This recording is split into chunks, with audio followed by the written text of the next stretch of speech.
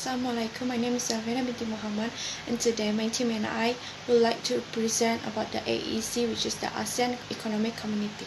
Firstly, AEC is stand for ASEAN Economic Community, which is one of the ASEAN community other than the ASEAN Political Security Community and also the ASEAN Social Cultural Community. AEC is the realizations of the region and goals of the economic integration. The AEC aims to create a single market production which is best for the free flow investments, goods, services, skill level, and capital.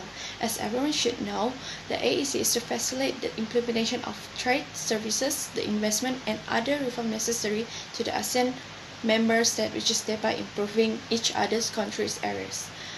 AEC have four pillars which can benefit to the ASEAN members. Firstly is the single market and production base. This is where the commercialized goods and services anywhere in ASEAN. Second is the competitive economy region, which is to emphasize on the competitiveness of its production and capacity for export. The third one is for the equitable economy development. This is to receive the benefit from the AEC members itself. The people, the business of the ASEAN must be engaged the integration process of the AEC. The last one is the ASEAN integration into the globalized economy, which is where the ASEAN must not be isolated but integrated part of the global economy. Hello sir, my name is Muhammad Muttaz and I'm the second presenter for this group project, and I will present the issue that face the ASEAN economic community. The first issue is there is a growing nationalism in some ASEAN country. Indonesia is the biggest ASEAN member, continue to impose NTB to protect its industry. For example, the country has recently imposed a local content requirement for smart manufacturing in order to lower import and natural local design and manufacturing capacity.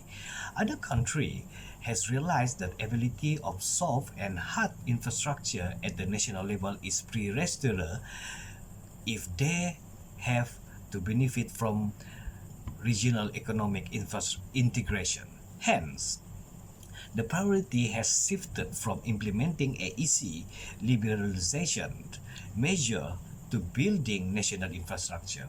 Since developing infrastructure enter a huge amount of financial resources, the country would prefer a good book of China, who is recently intensing the smaller development country of ASEAN with infrastructure development schemes such as One Belt, One Road, and ASEAN Infrastructure Investment Bank. The second issue is the country are willing to be part of ASEAN as long it serves their national interests. This could be a politic and it could be an economic, being very different from each other. ASEAN member country has different expectations from AEC, while the AEC serve a big talent for an open economic like Singapore. For small undeveloped country like Laos and Cambodia, its usefulness lies some in attracting FDI. At the same time, Indonesia, the biggest member, is mindful that other ASEAN members do not benefit its expenses under AEC. In this tussle of varied national interests, regional economic cooperation take a low priority, thereby leading in implementation gap. ASEAN members also have a different strategy interest when it comes to industry. This influences not only their negotiation position, but also the phase of implementation of policy. While countries like Thailand and Indonesia promote the automotive industry and implement AEC measures related to that industry in relatively timely manner. Countries like Myanmar or Brunei are most interested in prioritizing resource-based industry. This weakened the development of an integrated market for auto sector in the region. And the last issue is ASEAN countries have met most of the easier commitment they made under AEC. Implementing the rest required a confluence of factors. Apart from political willingness at all levels of bureaucracy, implementation of these relatively difficult measures need robust organization and substantial human and financial resource. Most ASEAN countries do not have this, although the political commitment at high level may be strong. It gets diluted as the implementation process moves down the level of bureaucracy. Many times, this is due to lack alignment of interest between political leader and bureaucrat.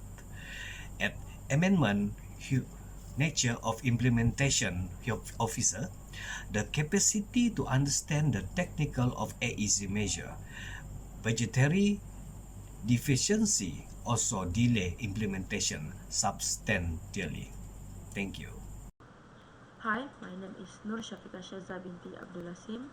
So I'm going to present my part in our group project, ASEAN Economic Community, and my part is parties that involve. So the ASEAN Economic Community is a community that was created with the aim of realizing the goals of economic interaction by making ASEAN the sole basis for competitive national product in equitable development and benefiting the global economy. So, the ideology of ASEAN is a highly competitive region with the free flow of goods, services, investment, free flow of the capital, equitable economic development, and reducing poverty and also a socio-economic disparity. So, the party that involved in AEC, in order to make the ideology come true is first one is meeting of the ASEAN Economy Minister, AEM. Under the AEM, we can see a high-level task force on ASEAN economic interaction, senior economic officer meeting. And second one is the ASEAN Free Trade Area Council, which is AFTA. Third is ASEAN Investment Area Council, AIA. Next, ASEAN Finance Minister Meeting, AFMM. Under AFMM, we can see ASEAN Central Bank and Finance Deputies Meeting, AFDM, and also meeting of ASEAN Customs Directors General, Custom DG. The fifth is meeting of ASEAN Minister of Agriculture and Forestry, AMAF, which is it consists of two meetings, which is meeting of senior official of ASEAN Ministry of Agriculture and Forestry, SOMAMAF, and meeting of ASEAN senior official of forestry, ASOF. Number 6 is ASEAN Minister Meeting of Energy, AMEM, consists of meeting of senior official on energy, SOME. 7 is ASEAN Minister Meeting on the Minerals, AMM. Under the AMMs, ASEAN Senior Official Meeting on the Mineral, ASOMM. So, number 8, we have ASEAN Ministerial Meeting on Science and Technology, AMMST. And then they have a Committee on Science and Technology, COST. 9 is ASEAN Telecommunication and Information Technology Minister Meeting, TELMIN. And under it, we get a meeting of Senior Telecommunication and Information Technology Officer, TELSOM. And ASEAN Telecommunication Regulatory Council, ATRC. Number 10, we got the ASEAN Transport Minister, ATM. And then under it, we got Senior Transport Officer Meeting, STOM. 11 is ASEAN Tourism Minister Meeting, MATM, meeting of ASEAN National Tourism Organization. 12 is ASEAN Mekong Basin Development Corporation, AMBDC. Is ASEAN Mekong Basin Development Corporation Steering Committee and High-Level Finance Committee. So 13 we got ASEAN Energy Center, and the last one, 14, is ASEAN Japan Center in Tokyo. Hello, hi, I'm Meme Marni Martin. Okay, improving Asian economic community. The Association of Southeast Asian Nations, ASEAN, is a regional intergovernmental organization comprising 10 member states in Southeast Asia. The primary goal of the Asian Economic Community (AEC) is to promote economic integration and cooperation among its members by creating a single market and production base. However, despite significant progress toward achieving this goal, there are still several challenges that must be addressed to improve the AEC's. First is increasing trade within Asian member states is an essential step toward improving the region's economy. Trade liberalization can promote regional integration and sustainability by reducing tariff barriers, enhancing market access, and increasing investment flows across borders. Therefore, it is crucial for Asian member states to reduce tariff or implement free trade agreements to increase intra-regional trade. For example, reduce non-tariff barriers such as cumbersome custom produces can improve cross-border transaction. Next is encouraging foreign direct investment. FDI could also aid in boosting the AEC's economic growth. FDI inflows can bring in new technologies, skill transfer, create job opportunities for local people, while promoting international businesses linked with other countries. To attract more FDI inflows from outside the region as well as within it requires a tax incentive or streamline regulation on starting businesses in each country. Next, infrastructure development should be prioritized since it enhances economic growth through increased productivity and efficiency gain resulting from improved transport systems such as road or railway.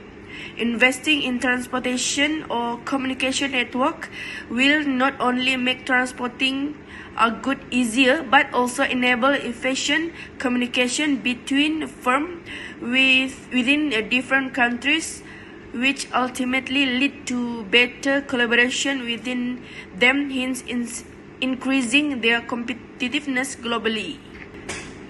Next, promoting innovation and technology transfer will drive economic growth through research institutions working together with businesses across border, allowing universities sharing knowledge with industries, leading up to upscaling employees, thus achieving high productivity.